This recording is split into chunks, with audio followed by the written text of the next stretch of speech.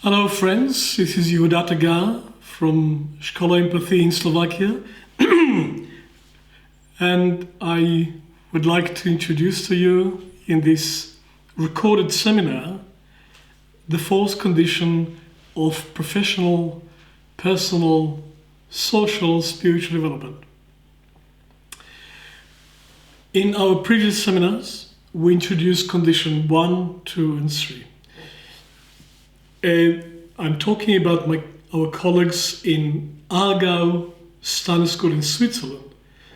But this is equally relevant for all Waldorf schools and Waldorf teachers, even to Waldorf parents, but really to all educators and parents of children. Just to remind you, the 7 conditions of spiritual development is a set of 7 principles, standards, conditions that have to be achieved or at least being worked on, and a foundation for professional development that has a soul and a spirit to it. We cannot just leave ourselves aside and be professionals. Human development is development of the whole human being, and only those, in my view, who are in an ongoing process of self-education have the right and the substance to be educators of others. I will, just as a reminder, remind you of the 7 other conditions that were given by Rudolf Steiner as the foundation for personal development in the beginning of the 20th century. But they are modern expressions of ancient principles of leadership training. Condition 1 was the commitment to take personal responsibility for one's own well-being on all levels. Condition 2 was the commitment to ongoing development of empathy, which means perceiving and understanding the reality of another person from their own point of view.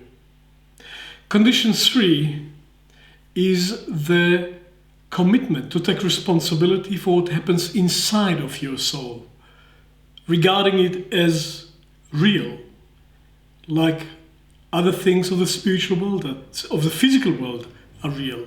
Soul and spirit, individuality, emotions, they're all real. And when you realize it in yourself, you realize it in others. And that brings me to condition 4, which is difficult to define, but the definition once given to it is spiritual balance. The balance between the presence of 2 beings, one of them being yourself. Beyond that, there is a 5th condition, which is the commitment for responsible decision making, both individual and collective, and the commitment for striving to act on these decisions. Condition 6 is a commitment for gratitude and appreciation as a character, as a culture, as an atmosphere. Condition 7 is the commitment for consistency of character, standards, contracts, ethics, fairness, and basic culture and standards on which you operate. So that's for context. All these conditions were designed to start a conscious process of development that does not require, at the starting point, any outer change. These can be applied in any human conditions. And that's the beauty and that's a challenge of the 7 conditions. We're so used to assume that something has to change for us to change. No. The 7 conditions is based on an ethics that says there can be many limitations outside, and there can be many things that would be desirable to change outside, but not for that. For that, I don't have to wait for anybody. Every day, in every way, I can make a step in my personal and spiritual development, transforming life as it presents itself to me not as an end in itself, but as an opportunity for personal, social, professional, spiritual development. Which brings me to the fourth condition. Hard to define it because it's dual. It has to do with balance. It is, in essence, the respect to my own reality as a reality and authorize it from inside. So it is independent of outer approval and at the same time gives the same right and privilege to other people. They also have a reality, and in respecting their reality, I become more who I am as a human being. So it has a two side. It is standing steady between two realities, mine, yours, and the boundary in between. In that position, with a certain posture, which is uprightness. Uprightness of soul, of spirit, of mental life, of identity. Because if I am pushing my reality on you, I change my position from center. If I let your reality push mine, I also am pushed out of my center backward. In both positions, I am not standing naturally in my essential human position of uprightness between the earth and the heaven. The fourth condition, to understand it, it has quite a profound and specific philosophical background. I will not go fully into it now, just to say something as challenging as that. What we call reality is not given as an object. There is no object called reality. Reality is something human beings individually construct for themselves.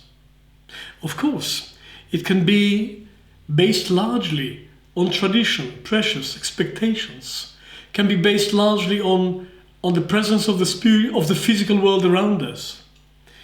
But for most people, it appears much more objective than it should have been. There is no given reality. We construct it. The other extreme of assuming that what I see is simply what is there, which is naive realism, really, to use a term of Rudolf Steiner from Philosophy of Freedom. The other extreme to that is to assume that there is no objective reality. Everybody is up to his own subjectivity and there's nothing objective about it at all. But there's a third possibility, that universal reality exists, but we can only reach it through the individual effort of the individual. And if we do it well, then we meet. And if I understand that I have to take complete responsibility for what is real for me, because it didn't fall from a tree and it didn't fall from a star, I created it. And I could have error in creating it. I am a human being, fallible human being. We can make mistakes and then we can correct them. If I don't take responsibility for my own reality, well then I can assume that it's only reality. That's the opposite of the fourth condition. If I dismiss my own reality, I also destroy the fourth condition, because then there is no reality. I can only fully respect the reality of others on the basis of respecting my own. Because we are all, not just physical, but also soul and spiritual beings. And in spite of all the pressures from outside, in spite of all the deterministic factors from outside, namely genetics and upbringing and culture and tradition and society, in spite of all of that, we have another source inside, which is our own unique spiritual voice of our own inner truth. And to live up to the high standard of the fourth condition, we have to train ourselves to trust the voice of our own conscience, our own logic, Well, there's universal logic, but I can only approach it with my ability to grasp it. My own thinking, my own feelings, my own structures of survival. All of it is real. And then I can determine my own reality and give it the proof of that's truth for me now. I have to act on it.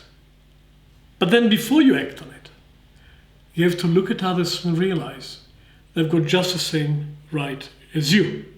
And so in meeting, you come across another reality. And that's how we wake up to ourselves. So the recognition of reality other than ourselves. Because in the final account, I am not just what lives in my own skin.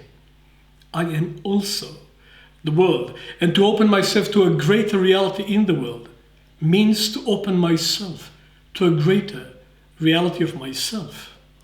And to the I on another level. And you may call it the I that is all of us.